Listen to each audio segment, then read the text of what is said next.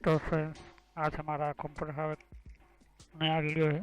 और इस वीडियो के अंदर मैंने आपको समझाने वाला हूँ कि कुछ ऐसे कंप्यूटर के हमारे इम्पोर्टेंट सिस्टम के बारे में जो मदरबोर्ड के रिलेटेड है।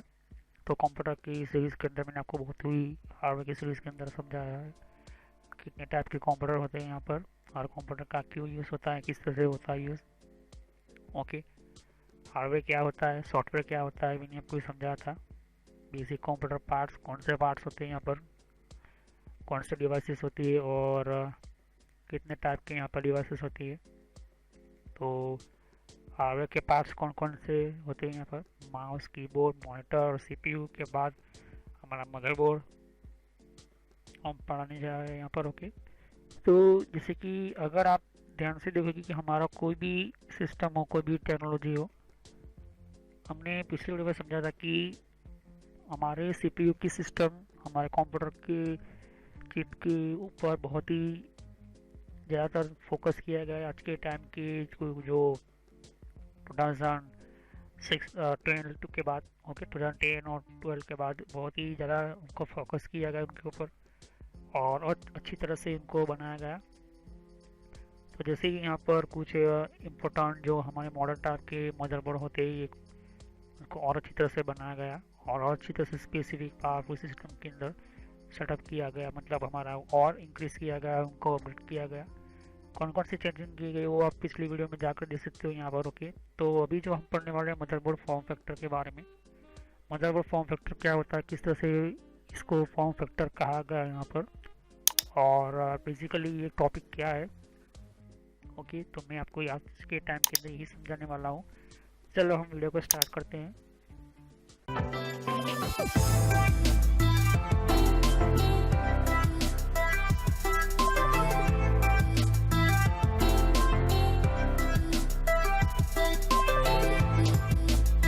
तो वीडियो को स्टार्ट करने से पहले मैं आपको छोटा सा मैसेज देना चाहता हूँ कि इस तरह से आप सोशल कॉलेज एंड एंटरटेनमेंट लिखोगे तो इस तरह से मेरा चैनल आ जाएगा। इस पर क्लिक करने से आप मेरे चैनल के ऊपर पहुँच जाओगे। अगर आप मोबाइल यूज़ करते हो, यूट्यूब पर आप लिखोगे तो आपको इस तरह से लिखना है। और बहुत मेरे प्लेलिस्ट के अंदर मैंने अलग अलग कोर्सेज बना कर रखे हुए हैं। तो आपको बेसिक नॉलेज पहले स्टार्ट कीजिए, उसके बाद ही ये अलग अलग डिफरेंट कोर्सेज को ज्वाइन कीजिए। तो मेरी सभी वीडियो पार्ट वाइज होती है यहाँ पर। सोशल कॉलेज एंटरटेनमेंट चैनल, ये जो चैनल है मेरा, ये आपको फ्री में और एडवांस लेवल पर सिखाने के लिए बहुत आपको हेल्पफुल रहेगा। और कोई भी प्रॉब्लम है तो आप मुझे कमेंट कर सकते हैं यहाँ पर। और यहाँ पर आप देख सकते हो कि जितने भी हमारे नए नए वीडियो होते हैं, तो अगर आपको नई नोटिफिकेशन मिले, आपको पता चले कि नई वीडियो कौन सी आई है, तो आप सब्सक्राइब कीजिए, जिससे कि आपको नया, और साइड पर बेल आइकॉन होता है, इसके ऊपर क्लिक कीजिए, तो इससे आपको पता चलेगा कि नया वीडियो मेरा कौन सा है। तो चलिए हम वीडियो को कंटिन्यू करते हैं। तो फॉर्म फैक्टर का मतलब क्या होता है कि जो हमारा सिस्टम अभी चल रहा है, मतलब हमारा कोई भी हमारा मदरबोर्ड हो, उसकी पर्टिकुलर एक साइज होती है यहाँ पर। एक साइज मीन्स उसको फॉर्म फैक्टर के साथ समझ लो कि एक साइज। अब उस साइज के अंदर इंक्लूड की गई हुई जितनी भी चीज़ें होती है यहाँ पर, जैसे कि हमारा रैम स्लॉट है, हमारा सीपीयू सॉकेट है, जो भी हो हमारा, ये फॉर्म फैक्टर इम्पोर्टेंट होता है, क्योंकि इसी के ऊपर डिज़ाइनिंग और इसी की सिस्टम के ऊपर एक कैलकुलेशन होता है यहाँ पर, जिसको कहते हैं हम डायग्राम, हो या फिर हम यूँ कह सकते हैं कि साइज। तो आप देख सकते हो कि सामने फॉर्म फैक्टर का जितना भी सिस्टम है आपके सामने, ये सिर्फ पीसी के लिए, डेस्कटॉप के लिए यहाँ पर। ओके, मदरबोर्ड की बात हम बाद में करेंगे, मतलब हम डेस्कटॉप मतलब लैपटॉप के लिए। तो फॉर्म फैक्टर का मतलब होता है कि ऐसे सिस्टम के साथ जुड़ी हुई टेक्नोलॉजी जो हमारे कंप्यूटर मदरबोर्ड के अंदर अलग अलग तरह की साइज होती है। यहाँ पर 12x30 यहाँ पर लिखा हुआ है एक्सटेंडेड ATX, मतलब 12 इंच से 13 इंच। ओके, 12x13 मतलब यहाँ पर उनका फॉर्म फैक्टर होता है यहाँ पर, मतलब इसकी साइज कंपेयर की जाती है यहाँ पर। ओके, तो उस साइज के हिसाब से यहाँ पर क्या होता है कि ये अलग अलग डिफरेंट डिफरेंट वॉइस की उनकी यहाँ पर क्रिएट की जाती है। एक सिस्टम मीन्स उसका और अच्छी तरह से उसको डेवलप किया जाता है यहाँ पर। लेकिन कौन सा फॉर्म फैक्टर किसके अंदर काम आता है ये भी इम्पोर्टेंट होता है यहाँ पर। तो extended ATX, standard ATX, micro ATX, mini ATX और मिनी ITX, नैनो ITX और पिको ITX। ATX और ITX ये दो पार्ट है यहाँ पर। तो स्टैंडर्ड ATX जिसको कहते हैं स्टैंडर्ड 12x9 मतलब 12:9 इंच मतलब 9.6 to 9.6, 9 to 96 ये साइज़ है यहाँ पर। और उसी साइज़ के हिसाब से हर चीज़ें कहाँ पर किस तरह की सेट होगी ये डिज़ाइनिंग उनकी साइज़ के ऊपर से ही होती है यहाँ पर। तो जो अभी मेरे कंप्यूटर के अंदर जो मदरबोर्ड लगा हुआ है अभी मेरे डेस्कटॉप के अंदर ये स्टैंडर्ड ATX है 12x9 का। ओके, ये साइज़ कंपेयर होता है 9 और 12। तो ज़्यादातर हमारा जो भी मदरबोर्ड होता है उसकी साइज़ के ऊपर से ही हमारा अंदर का इंटरनल स्ट्रक्चर बनता है यहाँ पर। तो यहाँ पर देख सकते हैं कि रैम के स्लॉट यहाँ पर 2 है, यहाँ पर 2 है। ओके, 4 रैम स्लॉट दिए गए यहाँ पर, 1 2 3 4 8 रैम स्लॉट दिए गए हैं। ओके, रैम लगाने के 8 पार्ट है यहाँ पर। लेकिन यहाँ पर आप देख सकते हो कि वो छोटा होगा यहाँ पर, मतलब उसका फॉर्म फैक्टर और कम छोटा होगा। तो इसको अंदर सिर्फ 3 ही आपको रैम मिलेगी स्लॉट, उसके अलावा और भी यहाँ पर रैम के मतलब उसका और साइज़ कम छोटा हो गया, मतलब रैम के स्लॉट 2 ही मिलेंगे। और उसके बाद आप देख सकते हो मिनी ITX में सिर्फ सिंगल ही यहाँ पर आपको रैम मिलेगी। फिर उसके बाद और छोटी नैनो ITX इसके अंदर ड्यूल इनलाइन मेमोरी मतलब छोटा सा SOD होगा। ओके, स्मॉल ऑब्जेक्ट वाला रैम लगेगा, मतलब लैपटॉप वाला रैम लगेगा इसके अंदर पिको ITX के अंदर। तो स्टैंडर्ड ऑफ फॉर्म फैक्टर जिसको कहते हैं हमारा डिज़ाइनिंग, और डिज़ाइनिंग के थ्रू ही हमारा जो कुछ एंटर होने वाला जितना भी हमारा कंपोनेंट होता है मदरबोर्ड के ऊपर ये पहले हमारे साइज़ के ऊपर ही निर्भर होता है, मतलब साइज़ के ऊपर ही डिपेंड होता है। तो system board motherboard form factor के अंदर और समझते हैं यहाँ पर। The form factor determines the specification of how a motherboard is build. जैसे कि मैंने कहा कि फॉर्म फैक्टर हमें बताता है कि किस तरह से मदरबोर्ड बनेगा। ओके, कहाँ से, फॉर्म साइज से, शेप से, कास्ट केसिंग से और पावर सप्लाई के साथ साथ mounting holes and overall layout. तो पहले हम बात करते हैं साइज़ के थ्रू। तो साइज़ जो होती है यहाँ पर इम्पोर्टेंट होती है। जैसे कि अगर डिस्प्ले के सामने मेरे एक मदरबोर्ड ATX है, माइक्रो ATX है, फ्लेक्स ATX है, मिनी ATX है, ये इसकी साइज़ होती है। अब इस साइज़ के ऊपर से बनते उसका एक शेप, उसका आकार बनता है मतलब। तो अगर कोई भी हमारा डेस्कटॉप का कोई भी इस तरह का केस हो, ओके, और वो केस किस तरह का है, केस किस तरह का है कि बड़ा है, छोटा है, या तो फिर कितना बड़ा है, कितने इंच बाई इंच ये होता है यहाँ पर। तो ये साइज़ के ऊपर डिपेंड है। अब बात करते हैं शेप के ऊपर। तो शेप जो होती है उसकी कितने साइज़ के अंदर ये मदरबोर्ड फिट होगा। केसिंग के ऊपर मैंने आपको अभी बताया, केस जो उसका हमारा जो केस होता है, डेस्कटॉप का केस होता है, उसको केस कहते हैं।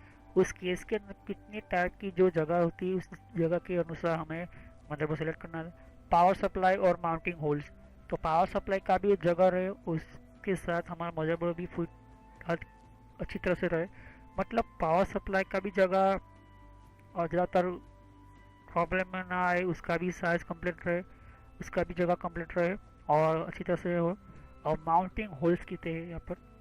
अब मदरबोर्ड को फिट करने के लिए हमारे केस के अंदर 5 स्क्रू होते हैं, कुछ जगह पर 6 स्क्रू होते हैं। तो यहाँ पर माउंटिंग होल्स होते हैं यहाँ पर साइड पर। ओके, तो ये माउंटिंग होल्स क्यों लगाए जाते हैं, क्योंकि हमारे मदरबोर्ड हमारे केस के अंदर फिट हो। और ओवरऑल लेआउट उसका किस तरह का होगा, मतलब उसकी जो अंदर पिन्स वगैरह होती है वो किस तरह से होगी। The most common form factor ATX which involve to mini ATX, nano ATX और पिको ATX एंड फर्दर। तो ज़्यादातर जो फॉर्म फैक्टर यूज़ होने वाले ATX मदरबोर्ड होते हैं यहाँ पर। ओके, मदरबोर्ड की साइज़ की बात करें तो, और ज़्यादातर मिनी ATX और कुछ जगह पर नैनो ATX और पिको ATX होते हैं यहाँ पर। तो जो भी मदरबोर्ड जब क्रिएट होते हैं, जो भी मदरबोर्ड क्रिएट बनते हैं यहाँ पर, तो पहले उनका साइज होता है यहाँ पर, ओके, कितनी लंबाई और कितनी चौड़ाई होती है यहाँ पर, ओके, और उसका शेप किस तरह से होगा, उसी हिसाब से यहाँ पर मदरबोर्ड बनता है यहाँ पर, ओके। तो कितना स्लॉट, रैम स्लॉट लगेगा, उसकी साइज़ कितनी होगी रैम की, और सीपीयू कहाँ पर लगेगा, सीपीयू लगता है तो यहाँ पर उसकी कितनी साइज़ रुक जाएगी। तो ये बहुत ही इम्पोर्टेंट होता है फॉर्म फैक्टर, खास करके कंप्यूटर इंजीनियर और नया पीसी लेते हो उनके लिए। तो in computing the system form factor is the specification on of the motherboard, the dimension power of the common motherboard form factor। तो कुछ ऐसे फॉर्म फैक्टर होते हैं जो स्पेसिफिकेशन मदरबोर्ड होते हैं यहाँ पर, इसको डिटरमिन डायमेंशन होते हैं, इसके कुछ पावर्स होते हैं यहाँ पर, कुछ ऐसे कॉमन मदरबोर्ड फॉर्म फैक्टर होते हैं यहाँ पर, ओके। तो PC motherboard is a main circuit board, PC का जो मदरबोर्ड होता है उसका मेन सर्किट बोर्ड होता है। साथ ही साथ उसके टाइपिकल डेस्कटॉप और कंप्यूटर लैपटॉप सर्वर के लिए भी अलग अलग यहाँ पर, डेस्कटॉप के लिए कुछ मदरबोर्ड अलग होते हैं सिस्टम के अंदर, लैपटॉप के लिए भी कुछ मदरबोर्ड के सिस्टम कुछ अलग होती है, उसकी साइज़ अलग होती है, और सर्वर के लिए भी अलग साइज़ और अलग सिस्टम्स होते हैं यहाँ पर। तो ये इम्पोर्टेंट क्यों होता है, क्योंकि हर मदरबोर्ड का जो अपना उसका साइज़ होता है, उसकी सिस्टम अलग होती है, और सर्वर के लिए भी अलग सिस्टम्स होती है यहाँ पर। तो यहाँ पर हम बात करते हैं कि कुछ नेक्स्ट कुछ वीडियो में बात करेंगे एडवांस टेक्नोलॉजी स्टैंडर्ड की बात करेंगे हम, ओके।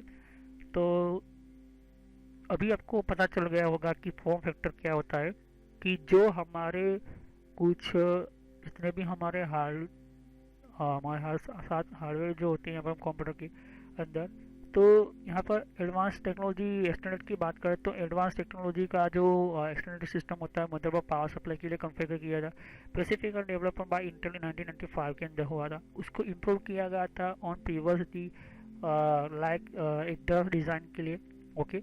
जब वो ये फर्स्ट हुआ तो उसका मेजर चार्ज चेंज हुआ, उसके अंदर मेजर चेंज हुआ, मतलब उसकी जो कैलकुलेशन साइज चेंज की गई, डेस्कटॉप के अंदर और पावर सप्लाई के अंदर भी डिज़ाइनिंग की गई, ज़्यादातर साल उसके ऊपर इम्प्रूव किया गया, और स्टैंडर्डाइजेशन और इन इंटरचेंजेबिलिटी जो पार्ट्स होती है, मतलब जो ऐसे चेंज करने के लिए पार्ट्स की उनकी ज़रूरत हुई। तो ये इम्पोर्टेंट ये होता है कि जब हमारा कोई भी मदरबोर्ड क्रिएट होता है तो उसकी पहली जो सिस्टम होती है उसकी साइज़ के बाद होता है उसका सेलेक्ट होता है कि कौन कौन से पार्ट्स जो होते हैं यहाँ पर इसके अंदर लगेंगे, कितनी दूरी पर कौन कौन से पार्ट लगेंगे, और जितने भी यहाँ पर जैसे कि कभी कभी किसी जगह पर 2 स्लॉट मिलेंगे रैम को लगाने के, किसी जगह 3 मिलते हैं यहाँ पर, देख सकते 3 मिलते हैं यहाँ पर, ओके। इस पिक्चर में आप देख सकते हैं यहाँ पर कुछ जगह पर PCI स्लॉट 4 मिलेंगे, कुछ आप 5 मिलेंगे, कुछ जगह पर आपको 2 ही मिलेगा। क्यों ऐसा होता है, क्योंकि इसकी साइज़ स्टैंडर्ड की गई होती है यहाँ पर, ओके। ये मैंने आपको अभी साइज़ बताई थी स्टैंडर्ड, जैसे कि आप अभी देख रहे हो यहाँ पर, ओके, कि 12 इंटू 9.6, ओके। तो कुछ ये इस तरह के होते हैं यहाँ पर, ओके। तो ये आप साइज़ को देखो कि कुछ आपको ये इस तरह की साइज़ के थ्रू यहाँ पर ATS माइक्रो ATS उसी तरह हिसाब से यहाँ पर क्या उनका सेट होता है यहाँ पर। तो जितने भी आपको ये PCI स्लॉट देख सकते हो यहाँ पर, ये 3 ये 6 7 लगाने का यहाँ पर उसकी जगह मिल गई है यहाँ पर, लेकिन यहाँ पर उसका और मदरबोर्ड छोटा है यहाँ पर माइक्रो ATS करके ये मदरबोर्ड, तो 4 हो जाएगा, यहाँ पर 3 हो जाएगा फ्लैश ATX। तो रिक्वायरमेंट के हिसाब से जो जितना जिसका जैसा डेस्कटॉप का केस होगा उसी हिसाब से ये होगा यहाँ पर। तो सवाल ये आता है कि जो हम लेटेस्ट मदरबोर्ड लेते हैं या तो भी सिस्टम लेते हैं तो ज़्यादातर आपको माइक्रो ATX या स्टैंडर्ड ATX में ही आपको मिलेगा, कि मोस्ट कॉमनली है यहाँ पर। आपके सामने एक और ये मदरबोर्ड है, देख सकते हो, ये पुराना वाला ज़्यादातर है यहाँ पर ये मदरबोर्ड थोड़ा सा। तो ये एक जो है स्टैंडर्ड ATX से जो ATX मदरबोर्ड है यहाँ पर, ओके। ये ATX मदरबोर्ड कुछ इस तरह का आपको देखने को मिलेगा, और इसकी पिन देखोगे तो यहाँ पर कुछ इस तरह से आपको देखने को मिलेगी, यहाँ पर देख सकते हो यहाँ पर। तो इसकी पिन देखो यहाँ पर, यहाँ पर बैकग्राउंड पोर्ट जिसको कहते हैं यहाँ पर, ओके। तो बैकग्राउंड पोर्ट के अंदर ये जो एरिया है यहाँ पर है, और ये जो इसको देखोगे तो यहाँ पर इसको मिलेगा। तो ये कुछ ऐसे स्टैंडर्ड जो पार्ट्स होते हैं उनकी साइज़ के हिसाब से ही यहाँ पर बनाए जाते हैं और सेटअप होते हैं यहाँ पर। इसको और जो समझते हैं, the specification define the key mechanical dimension, mounting point, input output panel, power and connection interface between computer case or motherboard and power supply। मतलब स्पेसिफिकेशन डिज़ाइन उसको डिफाइन किया कहते हैं यहाँ पर। मैकेनिज्म डायमेंशन होते हैं यहाँ पर। मैकेनिज्म डायमेंशन किसको कहते हैं? ये मैकेनिज्म डायमेंशन होते हैं यहाँ पर। ये मैकेनिज्म डायमेंशन होते हैं यहाँ पर कुछ इसे। ओके, माउंटिंग पॉइंट होते हैं कुछ, जिसको माउंट करने के लिए, जैसे कि कौन सा कार किसके के ऊपर डिपेंड होगा उसको माउंटिंग पर।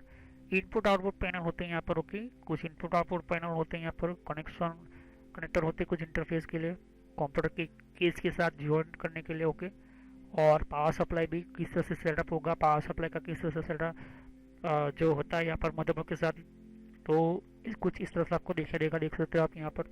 तो जो भी मदरबोर्ड के साथ जुड़ने वाले कंपोनेंट होते हैं उस साइज के हिसाब से ये सेट हो, इसलिए ये इम्पोर्टेंट होता है यहाँ पर। अब बात करते हैं होल के थ्रू। तो ये छोटे छोटे ब्लैक होल हैं यहाँ पर, मतलब यहाँ पर स्क्रू लगेंगे। तो स्क्रू जहाँ पर लगे कौन कौन से लगेंगे ये भी इम्पोर्टेंट हो यहाँ पर। ओके, ये इम्पोर्टेंट है आपके लिए। तो जो भी हमारा मदरबोर्ड होता है वो 1995 से ही इसको सेटअप किया गया इंटेल कंपनी के थ्रू कि फॉर्म फैक्टर के स्टैंडर्ड दिए गए। Standard ATX, micro ATX, mini ATX और ATX, nano ATX, pico ATX। तो ये इम्पोर्टेंट होता है। तो अब और इसको आगे समझते हैं कि कोई भी मदरबोर्ड जब क्रिएट होता है तो उसकी एक साइज़ होती है। उस साइज़ के हिसाब से आप देख सकते हो कि यहाँ पर स्क्रू लगेगा, यहाँ पर स्क्रू लगेगा। ओके, जब हम मदरबोर्ड फिट करते हैं कंप्यूटर के अंदर तो इसका साइज़ कितना है। ओके, तो ये यहाँ से कितना 12 इंच है, यहाँ पर 9 इंच है, कितने इंच में भी हो सकते हैं, सेंटीमीटर में भी आप यहाँ पर कैलकुलेशन कर। मेन चीज़ ये है कि जब हम क्रिएट करते हैं, कोई भी मदरबोर्ड कंपनी क्रिएट करती है तो इसका फॉर्म फैक्टर होता है यहाँ पर। इसको फॉर्म फैक्टर कहते हैं यहाँ पर। उसकी सिस्टम के अंदर कितनी चीज़ें आ पाएगी। तो अगर आप देखोगे यहाँ पर रैम की 4 स्लॉट है। ओके, 4 स्लॉट है, 1 2 3 4। इसके अंदर 4 रैम लगाई जा सकती है। लेकिन इसको मदरबोर्ड का साइज और मैं कम कर दूँ तो ये सभी जितने भी सिस्टम है और यहाँ आई मीन्स उसका और साइज कम हो जाएगा। तो इसकी 4 की जगह मुझे 2 करना ही पड़ेगा। ओके, क्योंकि उस साइज के हिसाब से ये सेट नहीं हो रहा। ओके, तो ये आपके लिए इम्पोर्टेंट और समझाने के लिए ये फॉर्म फैक्टर का एक छोटा सा मैंने एक वीडियो यही बनाया है यहाँ पर। ओके, तो स्टैंडर्ड ATX, माइक्रो ATX, ये mini ATX, nano ATX, pico ATX, ये इम्पोर्टेंट आपको मिलेगा। तो कौन कौन सी मदरबोर्ड कौन कौन सी किस सिस्टम के अंदर काम आते हैं वो मैं आपको समझाऊंगा। स्टैंडर्ड ATX का यूज़ होता है, माइक्रो, ये सभी 1 बाय 1 समझाऊंगा। ओके, तभी तो इसको यही समझते हैं कि ATX is most common motherboard design. ATX motherboard जो स्टैंडर्ड से पहले का मदरबोर्ड ATX मदरबोर्ड, जैसे कि आप देख सकते हैं। हम बात करते हैं ATX की, तो माइक्रो ATX, स्टैंडर्ड ATX और एक्सटेंडेड ATX, ये सभी मोस्ट कॉमन है यहाँ पर। ओके, तो इसके लिए इम्पोर्टेंट है यहाँ पर। ओके, तो मोस्ट कॉमन मदरबोर्ड ये डिज़ाइन किए गए ATX motherboard. Other standard for smaller boards, दूसरे जो होते हैं वो स्मॉल होते हैं यहाँ पर। ध्यान समझो कि ATX और ITX, तो स्मॉल बोर्ड के लिए ITX इंटरनल मीन्स यहाँ पर जितने भी हमारे स्मॉल बोर्ड्स होते हैं उसको इंक्लूड किया गया ITX के अंदर। Usually keep the basic rear layout but reduce the size. Okay, usually जो इसका बेसिक लेआउट है लेकिन उसका साइज जो है रिड्यूस कम किया गया है द बोर्ड के ऊपर।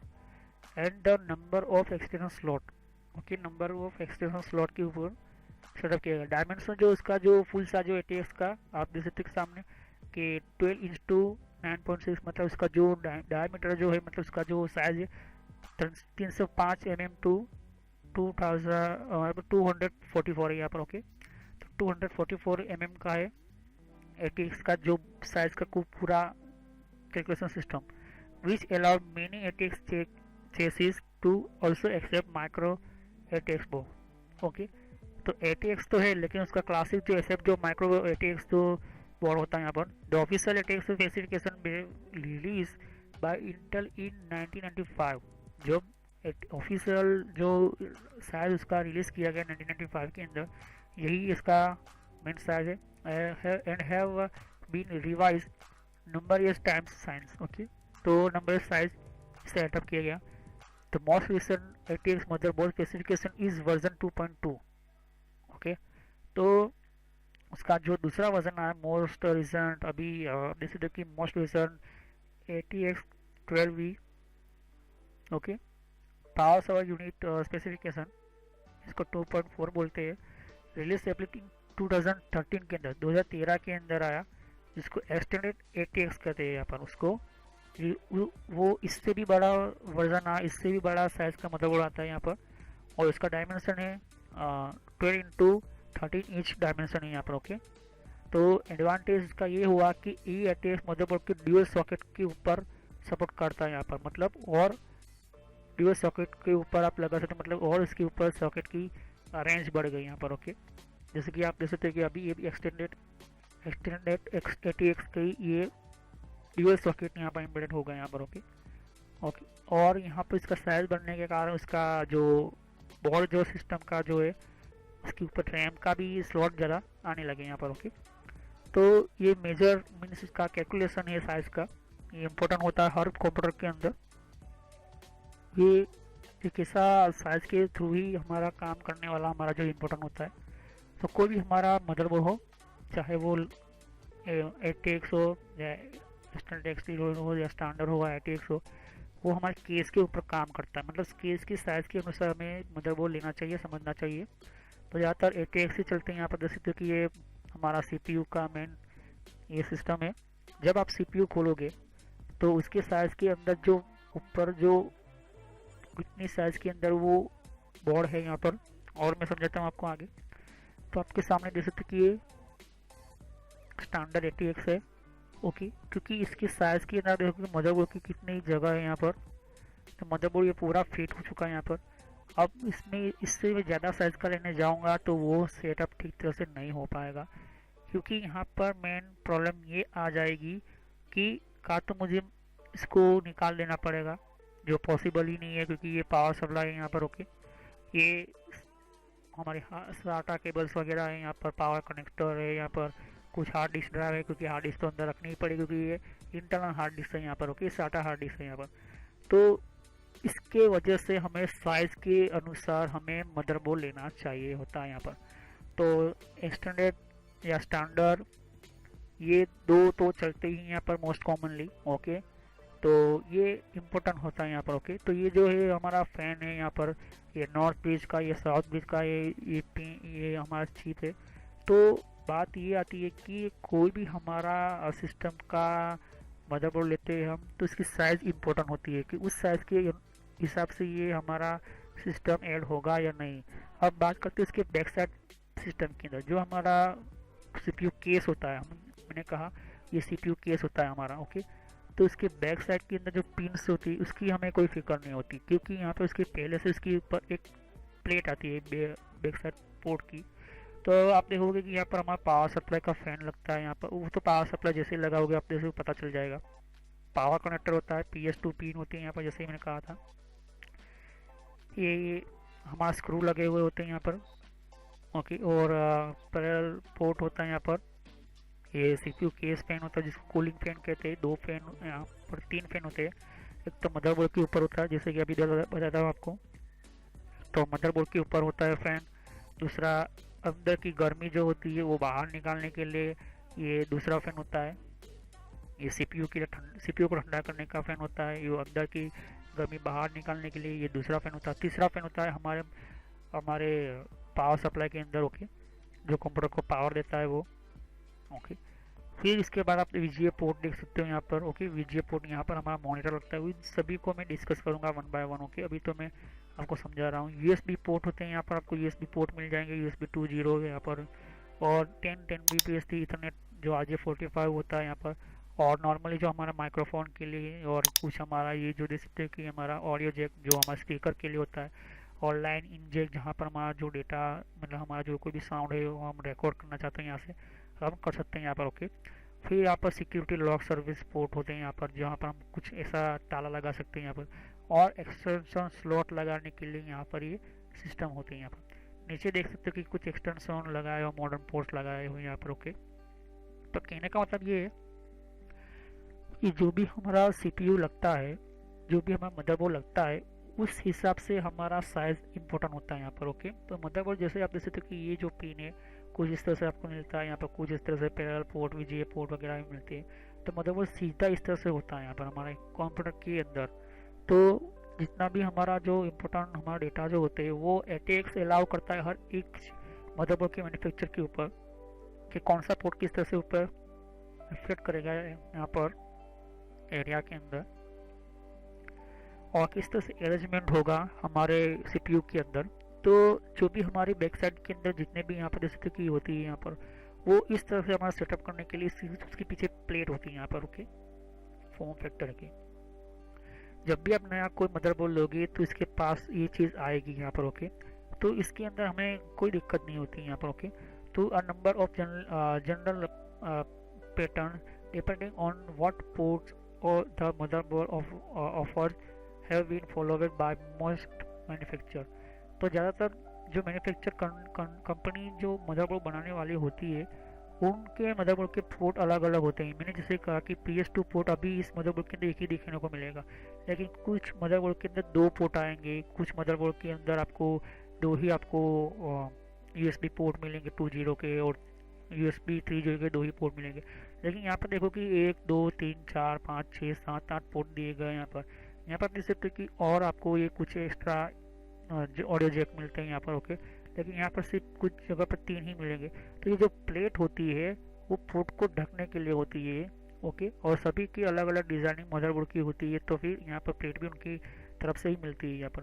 Cases are usually fitted with snap out panel, okay. जो केसेस जो होते हैं हमारा मदरबोर्ड के ऊपर जो केस होता है, मतलब हमारा मदरबोर्ड के अंदर जो हम मदरबोर्ड फिट करते हैं उस केस के अंदर, ओके, ये केस है हमारा, ओके। ये केस होता है यहाँ पर मदरबोर्ड हमारा फिट करने वाला हमारा। तो इस केस के अंदर जो ये प्लेट होती है यहाँ पर, ओके, ये प्लेट पहले से हमें लगानी पड़ती है, फिर बाद में हम लगा सकते हैं मदरबोर्ड को। तो ये क्या होता है कि इसको फॉलो करके मोस्ट मैन्युफैक्चरर इसको इस तरह की स्नैप आउट पैनल बनाते हैं यहाँ पर, जिससे कि मदरबोर्ड भी ठीक तरह से फिट हो जाए और ये कुछ इसको प्रॉब्लम भी ना हो। तो कॉमन अरेंजमेंट के लिए ये सिस्टम होती है। If necessary input output plates can be replaced to suit a motherboard that being fitted।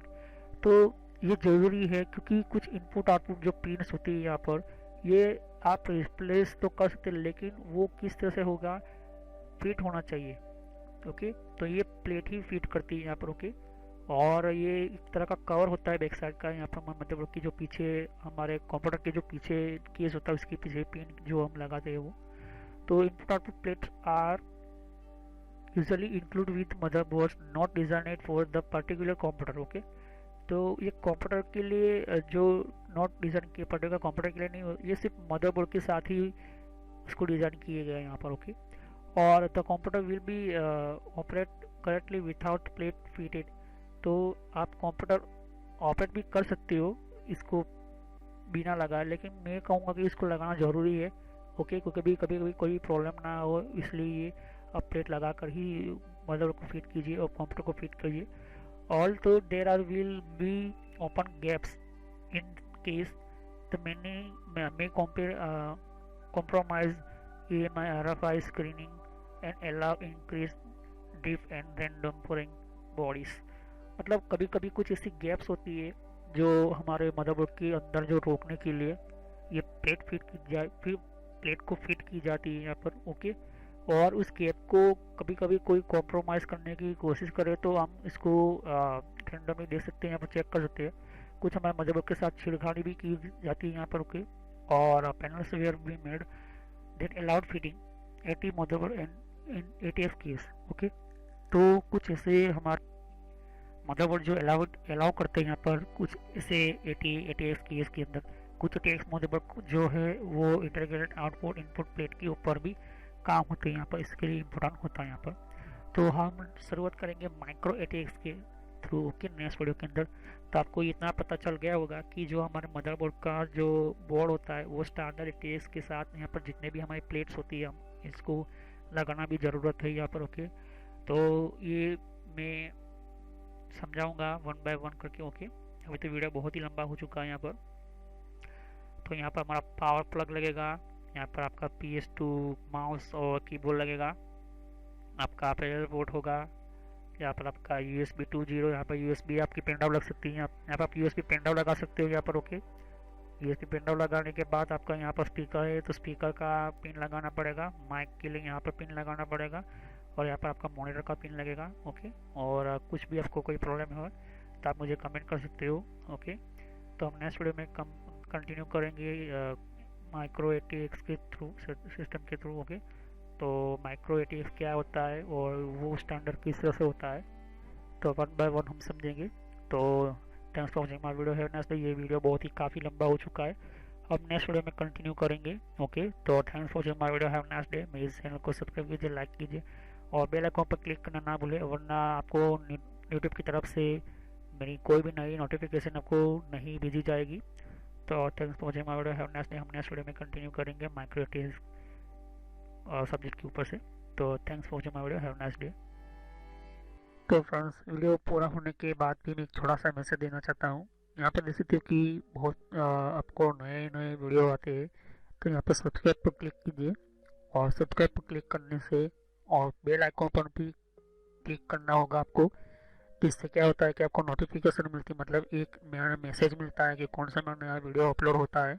Her video की अलग अलग मेरे रीज़न होते हैं। ओके, और हर वीडियो मेरा पार्ट वाइज होता है, तो सभी वीडियो पार्ट वाइज होने के कारण आप यहाँ पार्ट वाइज पढ़ोगे तो अच्छी तरह समझ में आएगा। प्लेलिस्ट पर क्लिक करोगे यहाँ पर, तो ध्यान से देखिए कि बहुत सारे यहाँ पर मेरी प्लेलिस्ट क्रिएट करके रखी हुई है।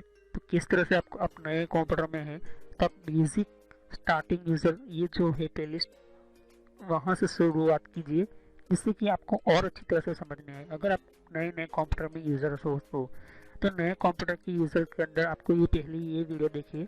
इसके बाद यहाँ पर आप देख सकते हो कि आप विंडो 7 यूज़ करो या विंडो 8 यूज़ करो या विंडो 8.1 यूज़ करो या विंडो 10 यूज़ करो।